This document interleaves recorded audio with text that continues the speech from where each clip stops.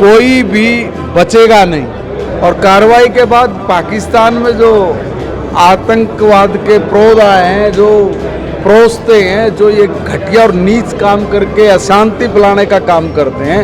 देखिए, आतंकवादियों ने जो घृणित कार्रवाई का अंजाम दिया है, सरकार उसको सख्ती के साथ निपट रही है। भारत सरकार भी और स्टेट गवर्नमेंट, जम्मू कश्मीर की सरकार भी कड़ी दर कड़ी जो लगातार मिल रही है, वो जो जांच चल रही है,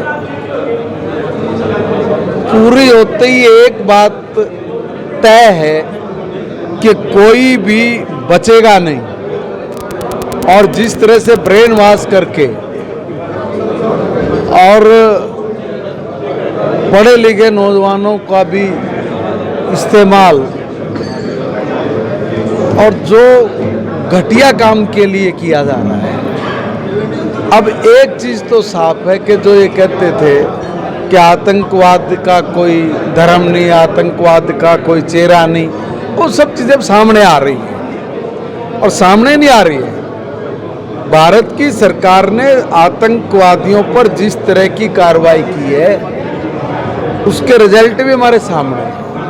पहले जब भी हिंदुस्तान में कोई भी इस तरह की घटना आतंकवादी करते थे तो सैकड़ों संगठन निकल के आते थे कि हम जिम्मेवारी लेते हैं, हम जिम्मेवारी लेते हैं। अब जिम्मेवारी नहीं ले रहे, मुंह ढक रहे हैं। और कार्रवाई के बाद पाकिस्तान में जो आतंकवाद के प्रोध आए हैं, जो प्रोसते हैं, जो ये घटिया और नीच काम करके अशांति फैलाने का काम करते हैं, वो आईएसआई के संरक्षण में सेफ हाउस में पाकिस्तान की सरकार उनको पनाह दे रही है।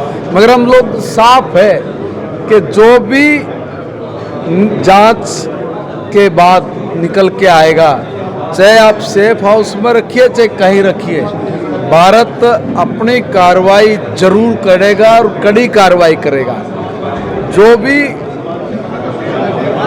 ऑर्गेनाइजेशन, देखिए कोई भी यूनिवर्सिटी है या कोई भी स्कूल है, वो किसी को आतंकवादी बनाने के लिए नहीं होता है, मगर जो सोच है आदमी की, वो सोच गलत रास्ते पर लेकर जाती है। और ऐसे बहुत सारे लोग जो मौलवी जिनका नाम आया हुआ है कि वो काम ही यही करते हैं, ब्रेन वॉश करना और इस तरह की आतंकवादी घटना को अंजाम देने में लगे रहना।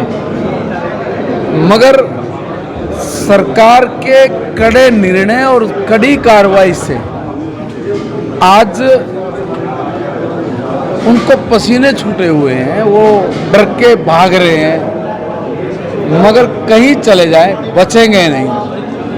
भारत अब किसी भी आतंकवादी घटना पर शांत नहीं बैठेगा।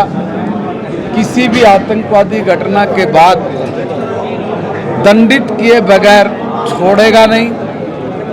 अब ये नया भारत है। पहले जिस तरह की आतंकवादी घटनाएं होती थी तो उनके पक्ष में लोग उतर के आ जाते थे, कार्रवाई नहीं करने देते थे, पत्थर फेंकते थे, दूसरी तरह के काम करके उस चीज़ से ध्यान हटाने का प्रयास करते थे। मगर अब कोई भी किसी भी तरह की गतिविधि में सम्मिलित होता है, उसकी जगह या तो बेहतर हुरों के पास है या फिर जेल की कोठरी में है। इसलिए आज का भारत अपने निर्णय खुद करता है और किसी ने भी अगर इस देश में इस तरह की घटिया घृणित अगर कार्रवाई की या अंजाम देते हैं तो उनको आज बख्शा नहीं जाता। इस घटना में भी मैं कह रहा हूँ, हर तथ्य को, हर पक्ष को सरकार ध्यान में रख के चल रही है। और जहाँ जहाँ से जो भी सुराग मिल रहे हैं, जहाँ जहाँ पर इन लोगों ने जिन जिन के साथ संपर्क करके और इस घटना को और बड़ी ज़्यादा घटनाओं को अंजाम देने का, जैसे आपके मीडिया के माध्यम से हमें जानकारी मिल रही है, उन्होंने जो तय किया हुआ था, सोचा हुआ था, उन सब टारगेट्स पर सरकार, पुलिस प्रशासन और जो एक ज्वाइंट ऑपरेशन चला वो सब लोग उसमें पहुंच रहे हैं। कोई बख्शा नहीं जाएगा और कड़ी कार्रवाई के निर्देश आदरणीय प्रधानमंत्री जी ने भी बाहर से आते तुरंत दिए। देखिए, ये नहीं कहा जा सकता कि कौन आदमी क्या कर रहा है।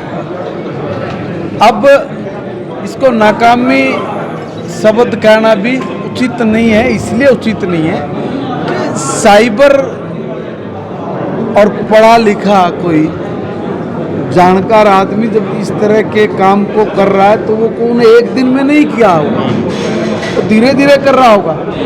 सुराग मिला है तभी कार्रवाई हुई है, सुराग मिला है तभी इन आतंकवादियों तक पहुंचा गया है। जब उनको ये लगा कि अब पकड़ में आ गए हैं,